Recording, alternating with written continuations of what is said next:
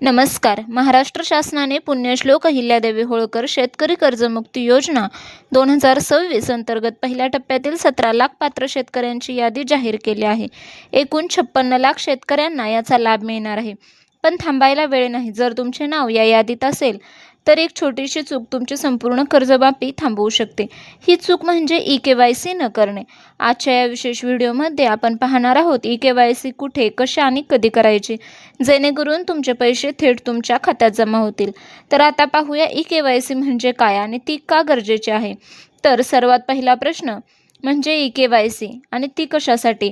तर सोप्या भाषेत सांगायचे तर सरकारला हे तपासायचे आहे की ज्या शेतकऱ्याचे कर्ज माफ होत आहे तोच शेतकरी खरा लाभार्थी आहे की नाही. पूर्वी कर्जमाफीमध्ये अनेक बोगस खाती समोर आली होती. हा भ्रष्टाचार रोखण्यासाठी आणि खऱ्या गरजू शेतकऱ्याला लाभ देण्यासाठी महाआयटी पोर्टलद्वारे आधार पडताळणी बंधनकारक करण्यात आले आहे. जोपर्यंत तुम्ही अंगठ्याचा ठसा देऊन तुमचे आधार प्रमाणीकरण करत नाही तोपर्यंत सरकार तुमच्या कर्ज खात्यात पैसे जमा करू शकत नाही. आता पात्र की अपात्र माहितीची पडताळणी कशी होते. तर यावेळी कर्जमाफीची प्रक्रिया अत्यंत पारदर्शक आहे. बँकांनी दिलेला सर्व डेटा महाआयटी पोर्टलवर अपलोड केला आहे.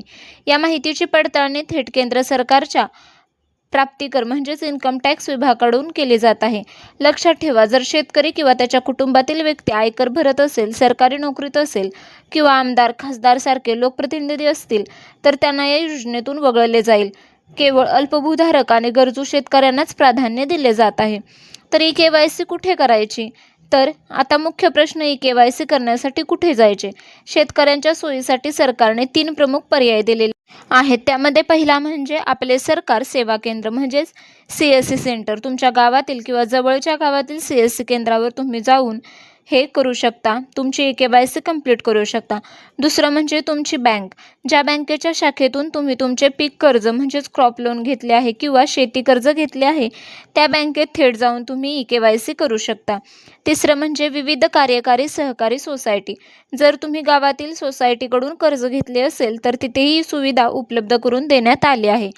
तर घरबसल्या मोबाईलवर ई-के-वाय-सी करता येते का. तर अनेक शेतकऱ्यांचा आणि तरुणांचा असा समज आहे की आपण मोबाईलवर OTP मागून घरबसल्या ई-के-वाय-सी करू शकतो. पण सावधान, ही ई-के-वाय-सी स्वतः मोबाईलवर करता येत नाही. शासनाच्या कडक नियमांनुसार कर्जमाफीसाठी बायोमेट्रिक प्रमाणीकरण म्हणजेच तुमच्या हाताच्या अंगठ्याचा किंवा बोटांचा ठसा मशिनीवर उमटवणे अनिवार्य आहे. हे मशीन फक्त अधिकृत CSC केंद्र किंवा बँकांकडेच असते. त्यामुळे कोणत्याही खोट्या ॲप्स किंवा वेबसाईटला बळी पडू नका. स्वतः केंद्रावर जा. पुढचं म्हणजे ई-के-वाय-सी स्टेप बाय स्टेप प्रक्रिया कशी करावी. तर पहिली पायरी म्हणजे आधार. ई-के-वाय-सी सुरू करण्यापूर्वी शेतकऱ्यांनी केंद्र चालकाकडून स्वतःची नोंदणी ॲग्रिस्टॅक प्लॅटफॉर्मवर करून घेणे आवश्यक आहे. हा नवीन नियम सरकारने अनिवार्य केला आहे. दुसरी पायरी म्हणजे कागदपत्रे. आपल्या आधार कार्ड आणि बँक पासबुक ज्यामध्ये कर्ज खाते क्रमांक आहे तो केंद्र चालकाकडे द्यावा. तिसरी पायरी म्हणजे केंद्र चालक महाआयटीच्या कर्जमाफी पोर्टलवर लॉग इन करेल आणि तुमचा आधार क्रमांक टाकेल. चौथी पायरी म्हणजे स्क्रीनवर तुमचे नाव, आधार क्रमांक आणि तुमच्या कर्जाची एकूण रक्कम, उदाहरणार्थ 50,000 असेल, 1,00,000 असेल, त्याहून जास्त असेल, कमी असेल, ती रक्कम व्यवस्थित पाहून घ्या. जर ती योग्य असेल तरच पुढे जा.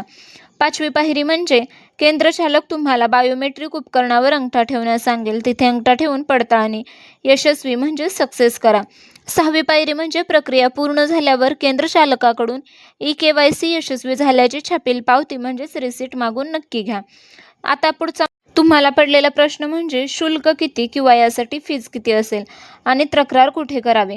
तर आता सर्वांचा महत्त्वाचा मुद्दा, ई-के-वाय-सी करण्यासाठी किती पैसे लागतात. तर शेतकरी मित्रांनो, ही प्रक्रिया पूर्णपणे मोफत म्हणजेच फ्री आहे. महाराष्ट्र सरकारने प्रत्येक यशस्वी ई-के-वाय-सी केंद्र चालकांना वेगळे कमिशन ठरवून दिले आहे जे सरकार स्वतः भरते. त्यामुळे कोणत्याही CSC केंद्र चालकाला किंवा बँकेला 1 रुपयाही देण्याची गरज नाही. आता पुढचा प्रश्न म्हणजे पैसे कधी जमा होणार.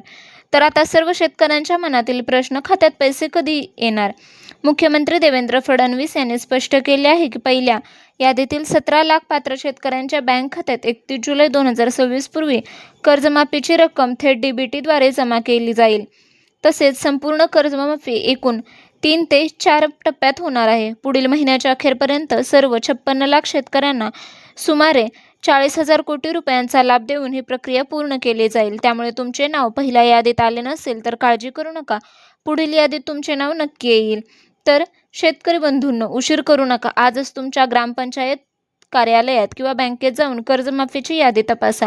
आपले नाव शोधा आणि तातडीने KYC पूर्ण करून घ्या. ही माहिती अत्यंत महत्त्वाची आहे, त्यामुळे तुमच्या गावातील शेतकरी WhatsApp ग्रुपला नक्की शेअर करा. अशाच ताज्या आणि अधिकृत माहितीसाठी चॅनलला नक्की सबस्क्राईब करा. व्हिडिओ आवडला तर प्लीज लाईक करा, शेअरही करा. पुनश्च भेटूया अशाच एका नवीन व्हिडिओमध्ये. तोपर्यंत धन्यवाद.